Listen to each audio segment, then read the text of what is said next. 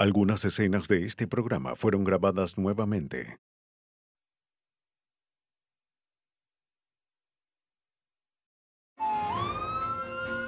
En Carolina del Norte, el hogar de una pareja prominente se convierte en una improbable y brutal escena del crimen. Al otro lado del país, una mujer de California desaparece, preocupando a su familia y a los investigadores. Después de un crimen violento, una mancha de sangre puede ser la única pista que revele lo ocurrido. Cuando no hay nadie que hable, los investigadores deben descifrar pistas escritas en sangre.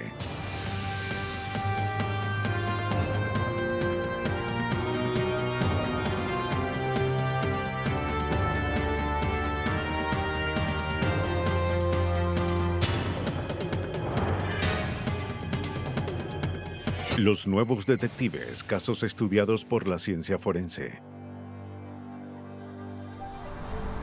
Escrito en sangre.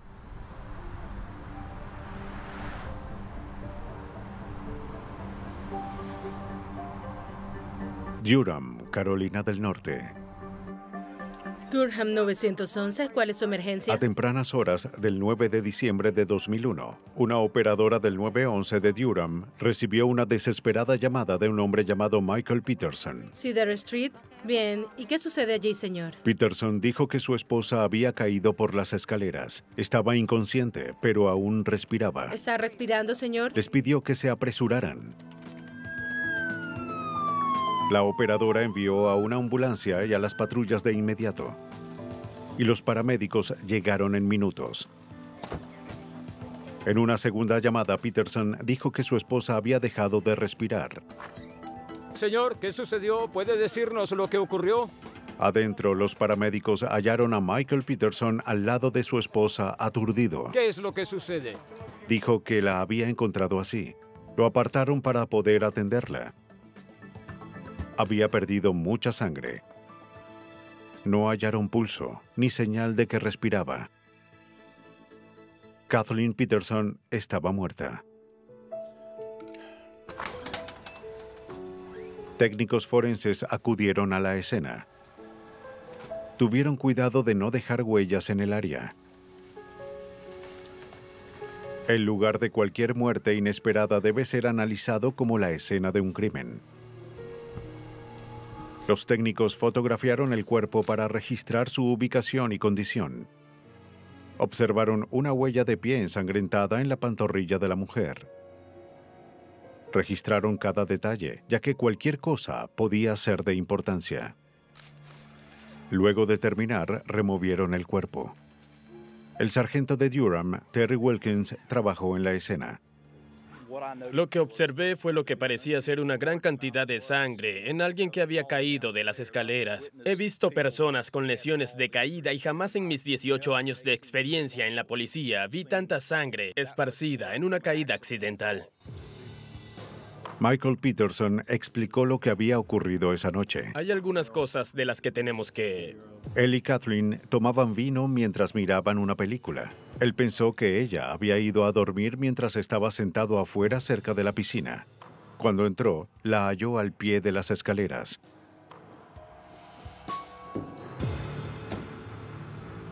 Aunque se determinó que la muerte fue una caída accidental, se asignó el caso al detective de homicidios de Durham, Art Holland. Él llamó y los hombres... Para nosotros, es rutina investigar muertes donde pueden surgir sospechas o posiblemente se cometió un crimen. La víctima estaba en la escena, la revisamos y ya estaba muerta. Lo inusual en este caso es que había una enorme cantidad de sangre en las escaleras y en la víctima. El sargento Wilkins informó al detective sobre lo que sabían hasta ese momento. De hecho, la víctima tenía una gran cantidad de sangre encima, en la punta de sus pies, en el suelo, detrás de ella, en las paredes, en los escalones. Había salpicaduras en la pared, lo que era alarmante. Observe las salpicaduras de sangre en la pared. Debido a la cantidad de sangre, algo le decía a Holland que esto era más que un simple accidente. Manchas encima de ella. Si era así, debían probarlo. El técnico forense procedió a fotografiar, grabar y medir la escena, lo que fue un proceso muy largo. Observaron la ubicación y el estado de cualquier cosa que explicara lo sucedido esa noche. Hallaron 2 copas de vino en la cocina. Ese detalle concordaba con la historia de Michael cuando declaró que él y Kathleen compartieron una botella de vino. También hallaron rastros de sangre en el gabinete donde guardaban otras copas y los fotografiaron. La sangre en toda la casa podía ser la mejor pista para descifrar lo sucedido. Querían que un especialista analizara la escena. Uno de los técnicos forenses contactó a la Oficina Estatal de Investigación y pidió su ayuda a fin de comprender mejor la escena. Mientras esperaban al experto, los investigadores continuaron registrando la casa. Si resultaba ser un homicidio, el detalle más mínimo podía ser crucial. Confiscaron archivos, correos impresos, disquetes, discos y la computadora personal de Michael Peterson, así como cualquier cosa que pudiera contener información.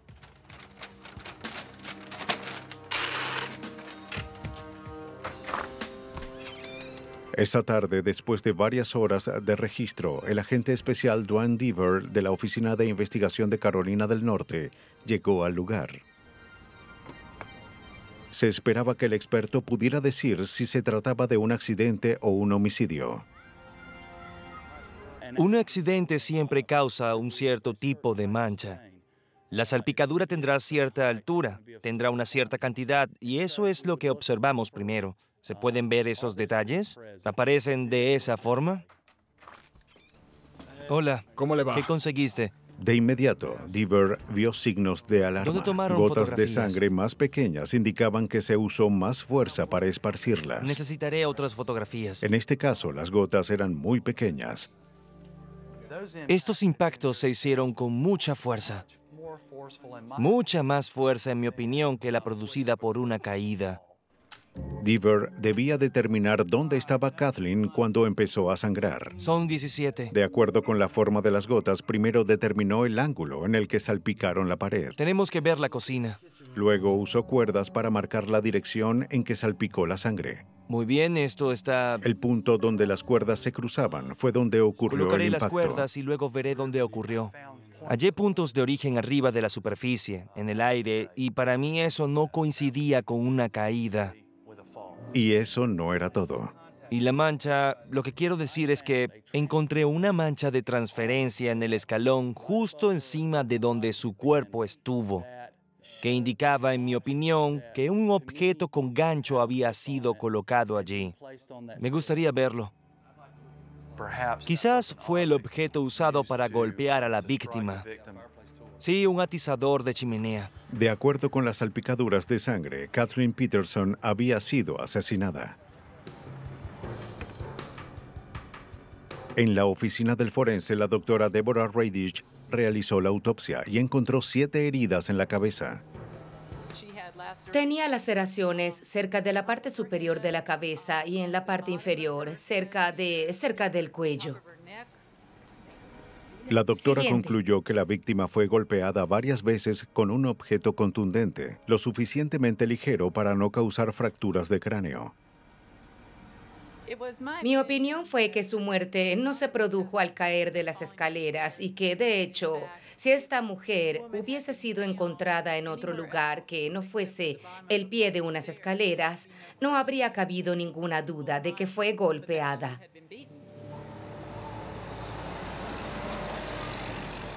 En la estación de policía de Durham se formó un equipo de trabajo.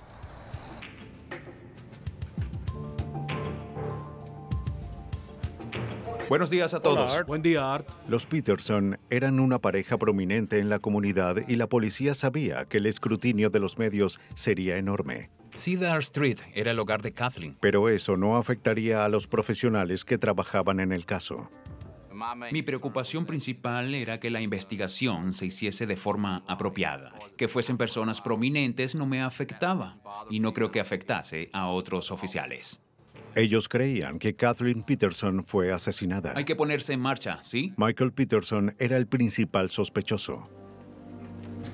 Pero ellos no querían arrestarlo hasta tener un caso sólido. Los investigadores de Durham estaban decididos a resolver este crimen y a llevar al responsable ante la justicia. Kathleen Peterson y su familia lo merecían. En diciembre de 2001, las autoridades de Durham trataban de descubrir la verdad tras la muerte de Kathleen Peterson. El esposo de Kathleen, Michael Peterson, afirmó haberla encontrado al pie de las escaleras en su casa. Pero la policía creía que fue golpeada hasta morir.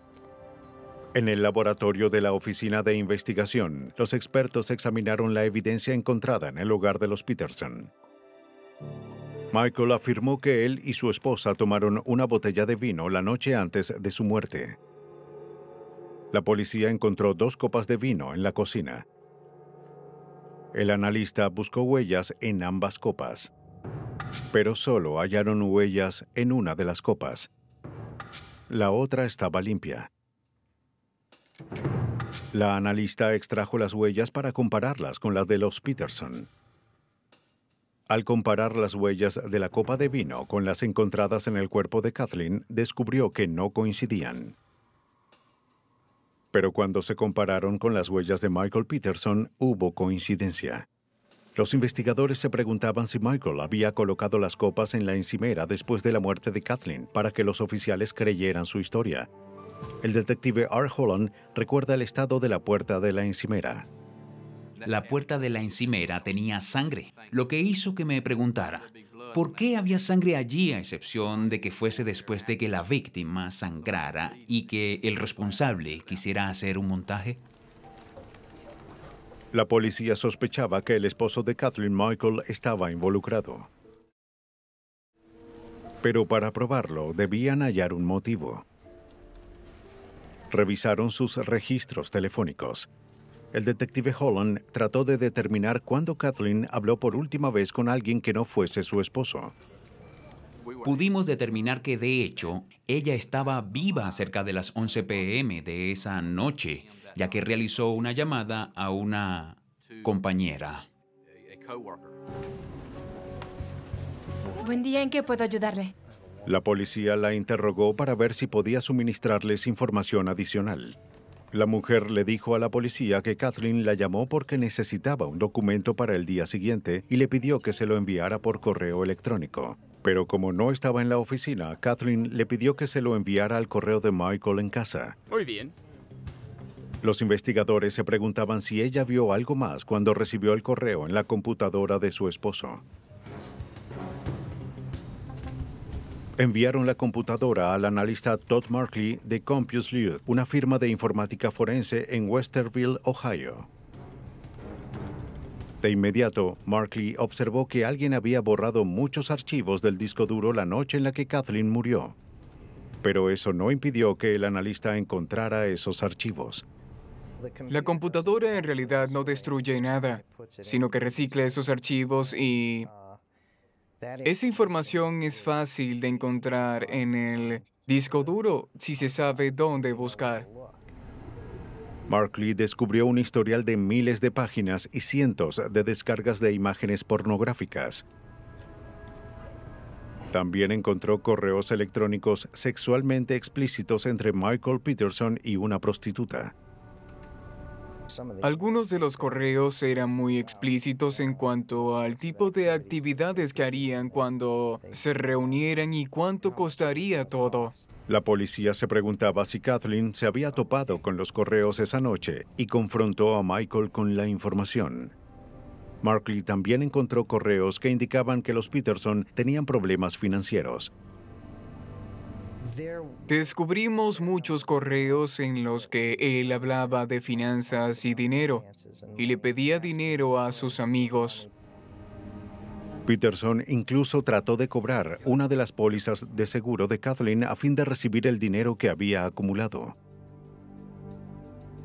Vengan aquí un momento. Las autoridades debían saber más sobre el estado financiero de los Peterson. Los oficiales fueron al lugar de trabajo de Kathleen y hablaron con la directora de Recursos Humanos. Es lo que pedimos. Les dijo que Kathleen era una apreciada ejecutiva, pero debido a los recortes en la compañía, estaba en la lista de posibles despidos. Aquí está el archivero y los... Fuimos allí para obtener sus informes de trabajo, seguros de vida, si había algo en esos informes que diera a Michael Peterson una razón para quitarle la vida. Y eso fue lo que hallamos. Kathleen tenía una póliza de seguros que pagaba 1.4 millones de dólares si moría en un accidente. Era un fuerte motivo financiero. Pero si Michael Peterson había asesinado a su esposa, la policía debía saber qué tipo de arma utilizó. Bueno, registramos la casa desde el ático hasta el sótano. También buscamos en el exterior cualquier tipo de instrumento que pudiese haber ocasionado los golpes directos que recibió Kathleen en la cabeza. No hallaron nada que coincidiera con la forma de las manchas en las escaleras. La investigación se estancó.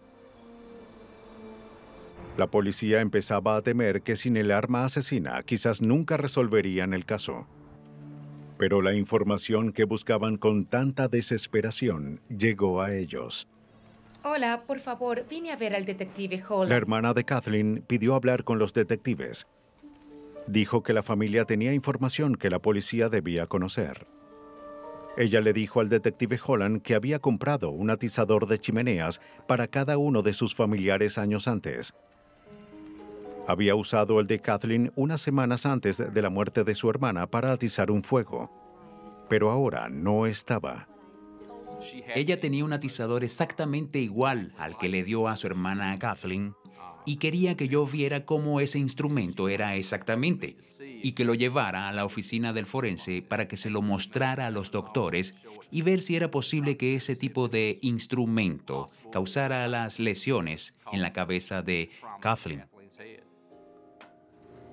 La médico forense Deborah Radish ya había determinado que las heridas fueron causadas por un objeto contundente cilíndrico. Y el atizador coincidía con esa descripción. Lo interesante sobre ese atizador es que no era tan pesado como un atizador de chimeneas común. Tiene una cubierta gruesa de latón, pero es hueco en el interior y eso explicaría, en este caso, por qué las laceraciones en la cabeza eran tan graves, pero no hubo fracturas en el cráneo. Las autoridades sabían que se acercaban. Pero en el laboratorio de la Oficina de Investigación, el agente especial Dwayne Deaver y otros expertos tenían trabajo que hacer. Examinaron la ropa que los Peterson llevaron la noche en la que Kathleen murió. En el interior y no en el exterior. Querían saber si las manchas de sangre en la ropa confirmaban su teoría de que Michael Peterson había golpeado a Kathleen hasta matarla. El equipo examinó los pantaloncillos que Michael tenía cuando llegó la policía en busca de las salpicaduras típicas de un ataque. Cuando observé sus pantaloncillos, vi esas salpicaduras en la entrepierna, en el interior de la pierna, e incluso habían caído en el interior de los mismos pantaloncillos. Eso indicaba que la persona que los llevaba estaba frente a la víctima en el momento en el que fue golpeada. Ellos también querían comparar los zapatos con las marcas de sangre halladas en la parte de atrás de los pantalones de Kathleen. Con polvo para revelar huellas y láminas electroestáticas, tomaron huellas de la suela de los zapatos. Al compararlas con la marca en los pantalones, hallaron que coincidían perfectamente. Esto ahora me indicaba que estaba boca abajo, pero que las manchas en la parte frontal de sus pantalones indicaban que estaba boca arriba. Fue golpeada en varias posiciones durante un periodo de tiempo. Hubo un momento en el que estuvo arrodillada. En otro estuvo de espaldas. También estuvo agachada, como si tratara de subir las escaleras. Fue un ataque prolongado, brutal y sangriento. Uno que Michael Peterson negaba, pero que según la evidencia había ocurrido. Pero los investigadores tenían que probarlo en un tribunal. Después de la muerte de Kathleen Peterson en Durham, Carolina del Norte, surgieron dos versiones con respecto a la noche del 9 de diciembre de 2001.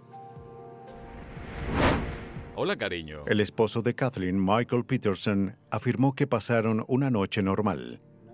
Le dijo a los oficiales que él y su esposa tomaron una botella de vino y disfrutaron de una noche romántica y tranquila como muchas veces antes. Michael sugirió que Kathleen había bebido más de la cuenta y que quizás estaba ebria cuando cayó por las escaleras. ¿Estás cómodo? Pero solo las huellas de él estaban en las copas de vino. Las autoridades tenían una versión diferente sobre lo ocurrido. Creían que Michael Peterson había golpeado brutalmente a su esposa con un atizador de chimeneas. En el laboratorio de la Oficina de Investigación, el agente especial Dwayne Deaver realizó varios experimentos usando sangre de cabra para tratar de imitar las salpicaduras encontradas en la escena. Procedimos a investigar si era posible que una persona cayera de una altura de 3,7 metros y ya estuviese sangrando por alguna razón. E investigamos ese escenario para saber si se producirían las mismas manchas de sangre y si se podían comparar con las halladas en las paredes.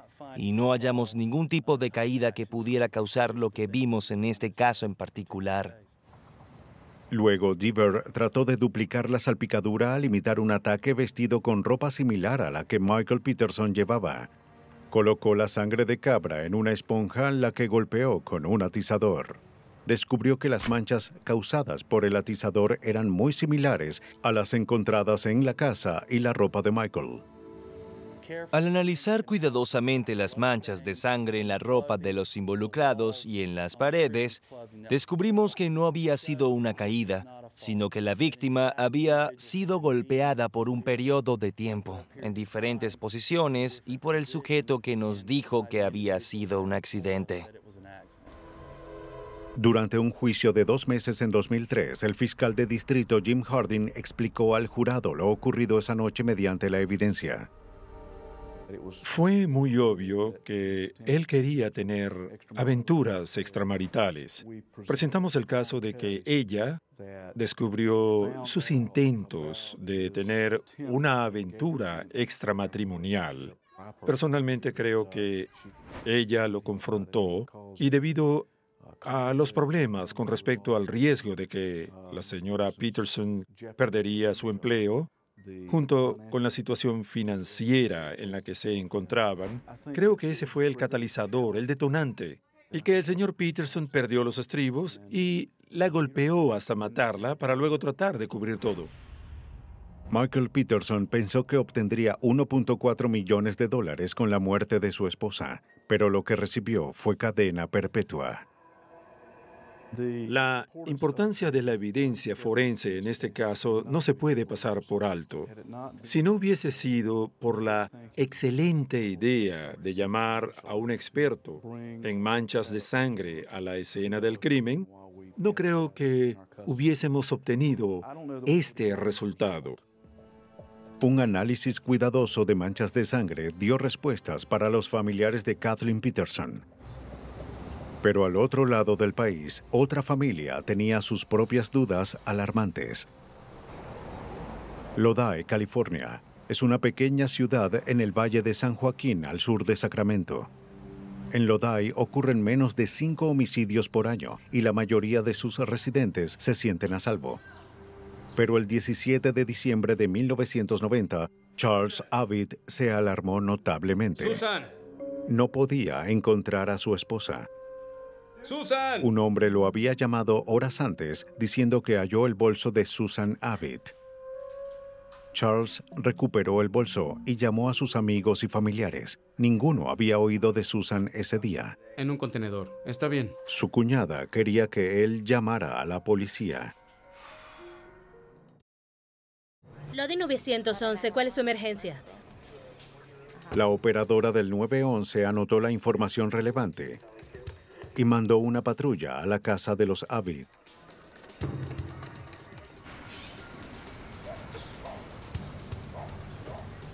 El oficial llegó justo al mismo tiempo que la hermana de Susan.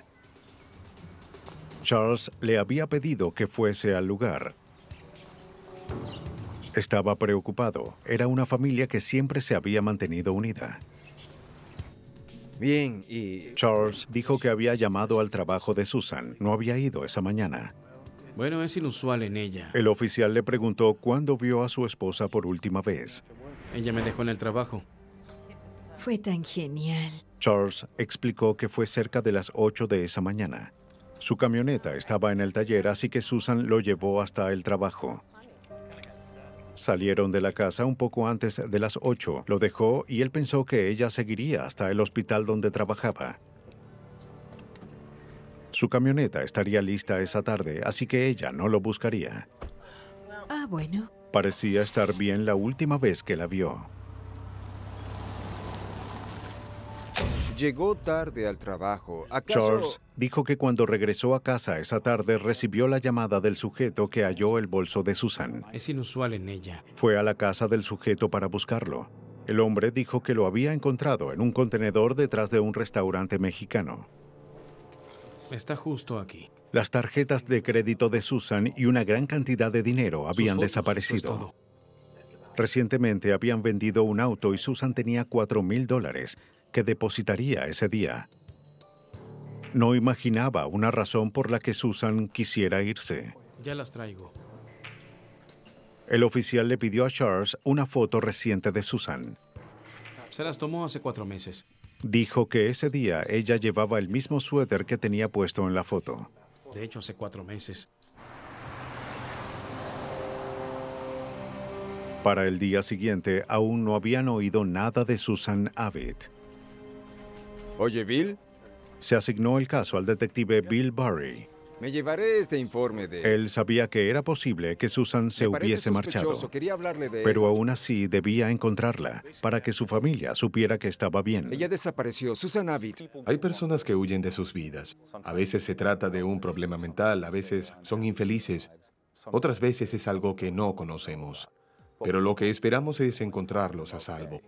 El sargento Barry empezó una investigación para hallarla. Dentro de un contenedor detrás del Lakewood Mall. Reunimos información básica sobre la persona desaparecida, su descripción física, altura, peso, fecha de nacimiento y el auto en el que fue vista por última vez.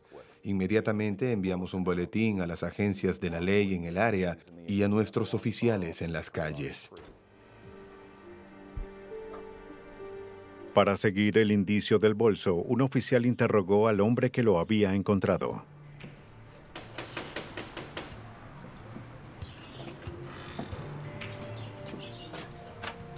¿Cómo va todo? Confirmó que había encontrado el bolso en el contenedor de un restaurante mientras sacaba cartón. ¿Dónde halló exactamente el bolso? En el contenedor de Latwood.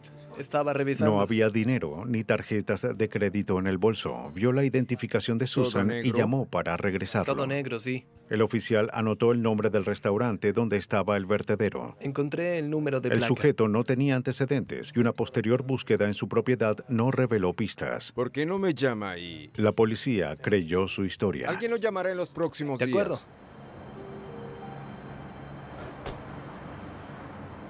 El contenedor fue incautado y el sargento Barry y otros oficiales mostraron la foto de la mujer desaparecida en los alrededores del restaurante.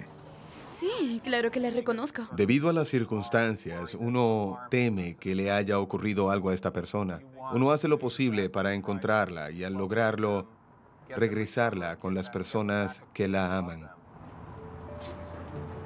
Disculpe, señor. Hola, estoy... Algunos empleados reconocieron a Susan como una cliente habitual. Es una cliente, no la he visto recientemente. Pero ninguno afirmó gracias. haberla visto recientemente. El caso se volvió más inquietante con el próximo indicio. La camioneta de Susan fue encontrada en un estacionamiento a varios kilómetros de la casa de los Abbott. Cambio y fuera.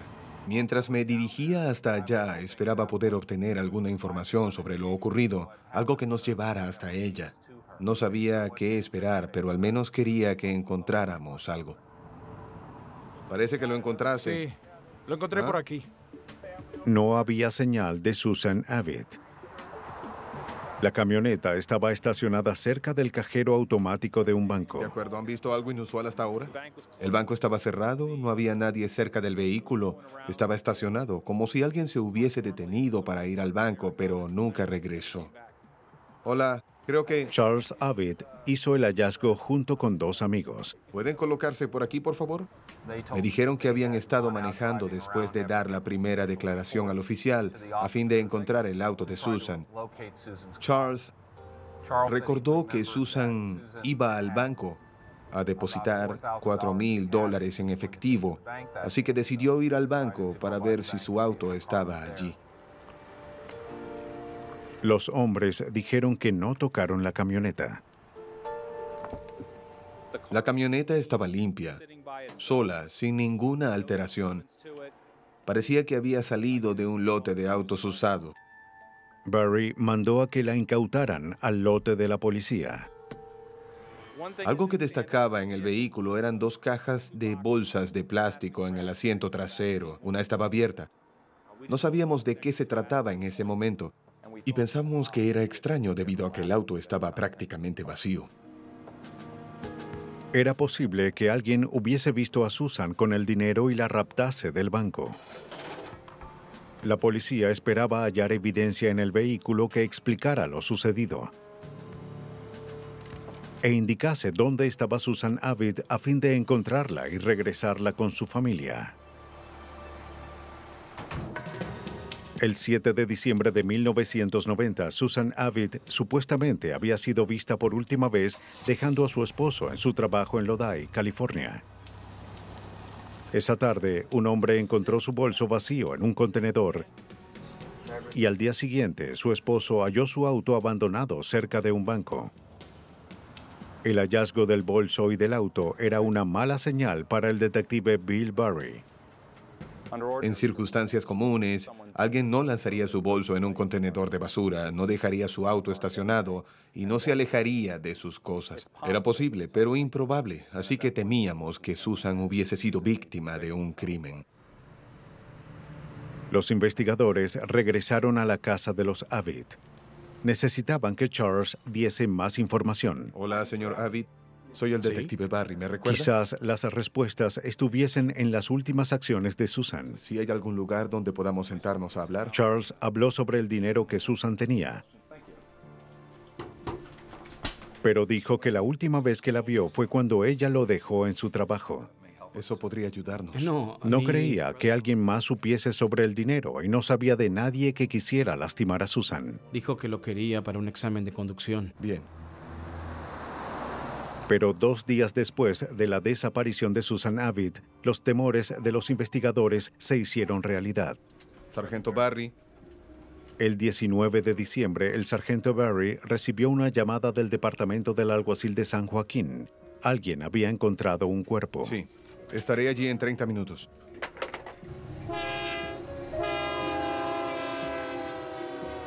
Los detectives de Lodi acudieron a un puente en el condado rural de San Joaquín, a 32 kilómetros a las afueras de Lodi.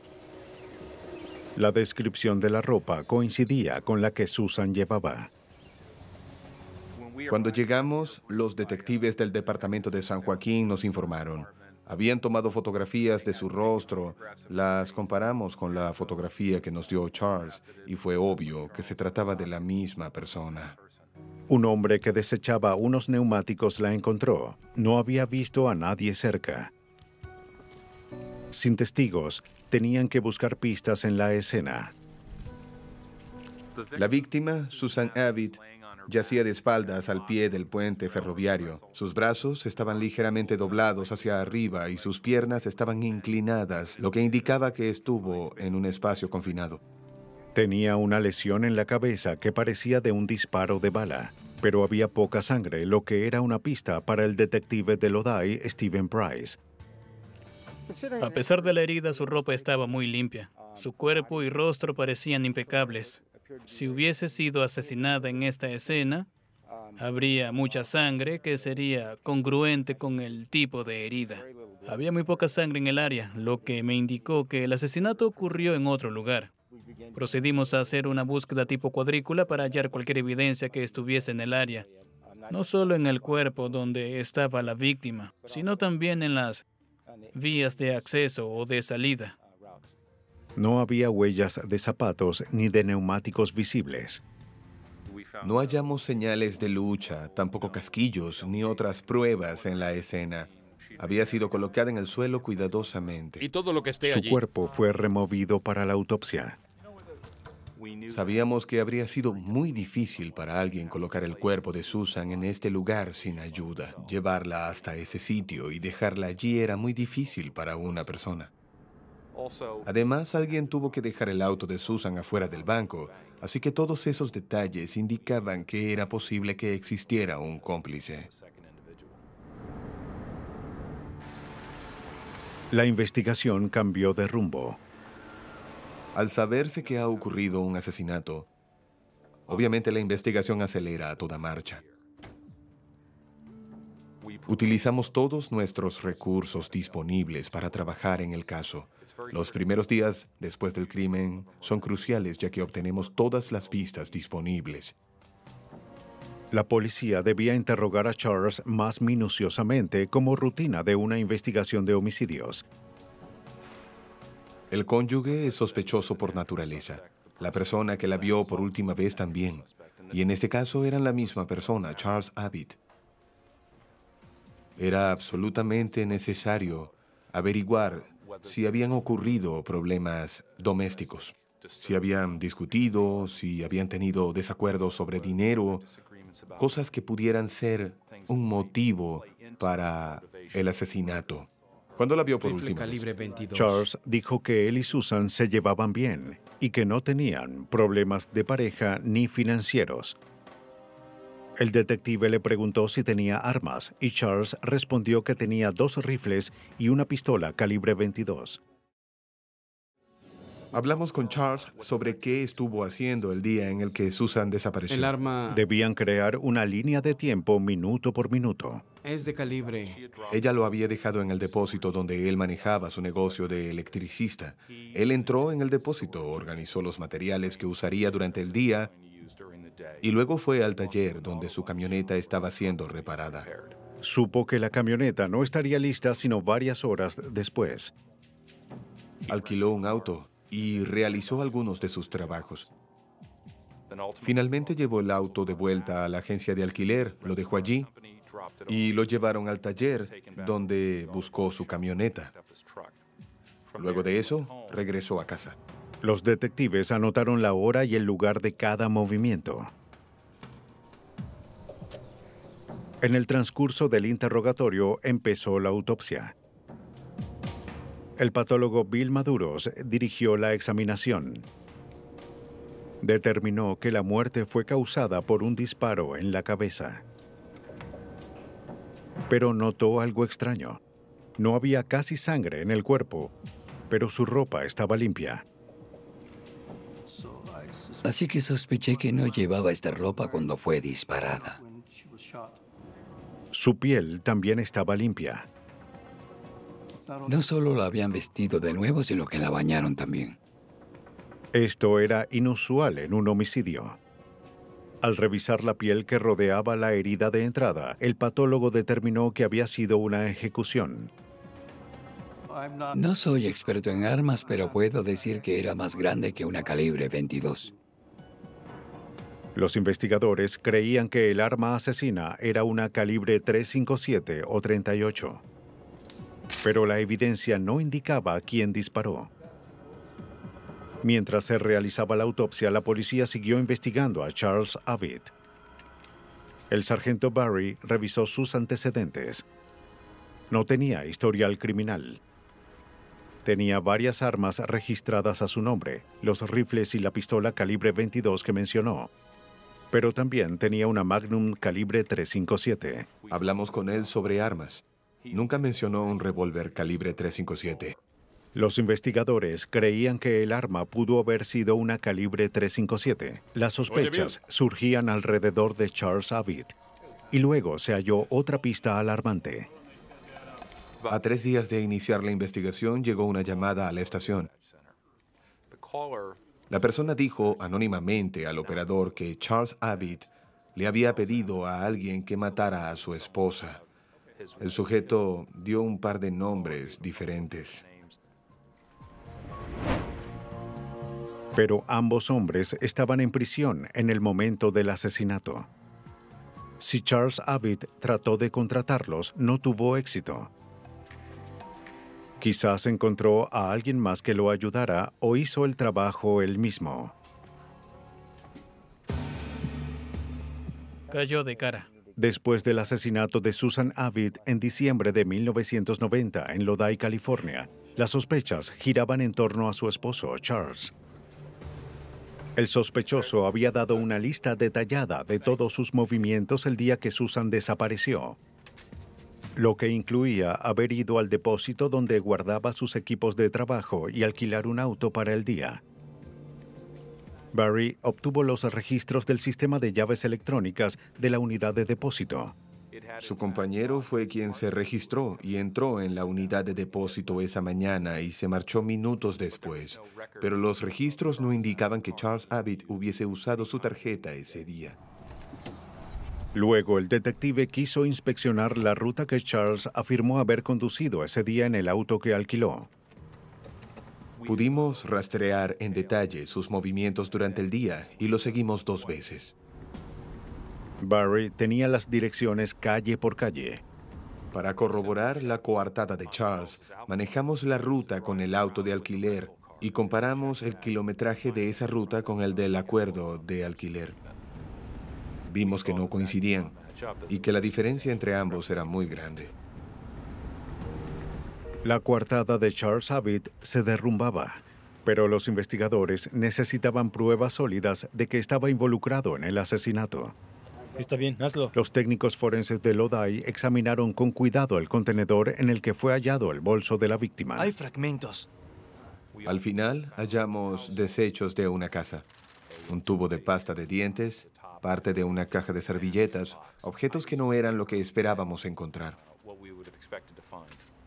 ¿Pero qué tenemos aquí? Lo más significativo fue que hallamos toallas ensangrentadas. Los técnicos también encontraron la caja de una barra de jabón y la cubierta de una caja de servilletas. ¿Qué es esto? Sangre. Sin saber cuál de estos objetos podría ser importante para el caso, los investigadores los guardaron para examinarlos en el laboratorio. Las toallas que encontramos en el vertedero estaban manchadas de sangre y también tenían cabellos adheridos. Al examinar la sangre se halló que era O positiva, que coincidía con la sangre de Susan, y el cabello, al examinarlo microscópicamente, era consistente con las muestras del cabello de Susan. La policía finalmente tenía suficiente evidencia circunstancial para obtener una orden de registro a la casa de Abbott. Si la sangre en las toallas era de Susan, estas pudieron haber provenido de la casa. Quizás el asesinato ocurrió allí. Los oficiales sacaron a Charles Abbott de la casa, un procedimiento de rutina para la búsqueda. Lo colocaron en custodia preventiva hasta que la casa fuese inspeccionada por Bien, completo. tome asiento. Necesitaremos que se quede aquí hasta que terminemos el registro. Buscaron sangre, balas o el arma asesina, cualquier cosa que indicara el lugar donde Susan recibió el disparo. En la habitación, los técnicos hallaron gotas diminutas de sangre. Estaban en una pared cerca de la cama y casi no se podían detectar a simple vista. Los técnicos sabían que unas salpicaduras tan pequeñas eran causadas a gran velocidad, a menudo por disparos.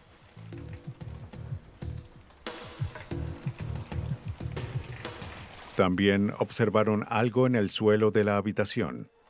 Un fragmento probablemente del casquillo de una bala. Parece parte de un casquillo. Sí, eso parece. También creo que es de un gran calibre. Fíjate, es grande. Sí que lo Parece es. que es una bala de punta hueca. La policía creía que se usó una bala calibre .357 para matar a Susan. En el tocador hallaron una billetera con las tarjetas de crédito de Susan Abbott, tarjetas que Charles afirmó que habían sido sacadas de su bolso. Esto servirá. Muy bien, gracias. En el baño, los investigadores hallaron más evidencia incriminatoria. Hallamos varias toallas en la casa. Vimos que los patrones eran similares a las que encontramos en el contenedor. Obtuvimos las toallas del contenedor, las comparamos con aquellas y descubrimos que eran idénticas. En la basura hallaron más tarjetas de crédito de Susan. Los técnicos tomaron muestras del agua que quedaba en la bañera. Hallaron rastros de sangre humana. Los investigadores sabían que el cuerpo había perdido sangre antes de ser desechado y la posición del cuerpo indicaba que estuvo en un espacio confinado, como una bañera. Los detectives esperaban encontrar el arma asesina. Obtuvimos una orden para registrar el depósito de Charles, ya que no logramos encontrar el arma después de registrar su casa y la unidad de depósito era un buen lugar para guardarla. Cuando registramos la unidad, encontramos varios objetos que eran significativos para nosotros. No hallaron el arma, pero los oficiales encontraron una caja de municiones de calibre .357. Era una caja de 50 y faltaban 6 balas. Sabíamos que el arma de esas balas era una de calibre .357, así que era posible que estas balas fuesen las utilizadas para cargar el arma. Los investigadores también hallaron información sobre agencias de acompañantes, incluyendo correos con novias por catálogo. Recordaron que Charles había dicho que su matrimonio era sólido. Cuando hallamos este material, pensamos justo lo contrario, que él estaba interesado en entablar relaciones con otras mujeres. Además, los oficiales hallaron panfletos con proyectos para hacerse rico de inmediato y otros documentos que mostraban que Charles tenía problemas financieros. Y de esto, por supuesto, podíamos concluir que un posible motivo que él tuvo para cometer este crimen era cobrar una póliza de seguro. Intenta ganar dinero. Para sustentar su caso, los investigadores querían comparar la cubierta de la caja de servilletas encontradas en el vertedero con la caja hallada en la casa de los Avid. Con un microscopio, un analista como Donald Morian podía ver si las diminutas fibras coincidían. Había que examinarlas microscópicamente y observar si las fibras de la caja y las fibras de papel coincidían. Había que comparar esas fibras para concluir que sí, que esa cubierta era originalmente parte de la caja. Un disparo mató a Susan Avid. Los investigadores querían saber qué tipo de arma hizo ese disparo. Análisis forenses mostraron que los fragmentos encontrados en la habitación eran congruentes con las balas de una Magnum calibre .357, un arma que Charles Avid tenía pero que no mostró a la policía. Aunque los oficiales nunca hallaron el arma asesina, creían tener suficiente evidencia para probar que Charles Avid había asesinado a su esposa. Fue arrestado y enjuiciado por asesinato. En junio de 1992, el fiscal Thomas Testa presentó al jurado la evidencia de lo ocurrido el 16 de diciembre de 1990. Creemos que la noche en que Susan Avid fue asesinada, según la evidencia, Charles Avid se colocó tras de ella, apuntó el arma a su cabeza y le disparó, causando una herida de contacto en la parte de atrás de su cabeza. Luego llevó su cuerpo hacia el baño. Dentro de la bañera, dejó que se desangrara allí. La vistió nuevamente con ropa limpia, sacó el cuerpo y la colocó no debajo del puente ferroviario donde hubiese estado oculto, sino cerca del puente en un área donde sería visible vestida de rojo, ya que quería que la encontraran. Tenían que encontrarla para que él pudiera cobrar el seguro. Charles Avid fue hallado culpable de asesinato en primer grado. Fue sentenciado a cadena perpetua. Cuando un asesino se vale de engaños para ocultar un crimen, la policía debe recurrir a expertos forenses para descifrar la verdad escrita en sangre.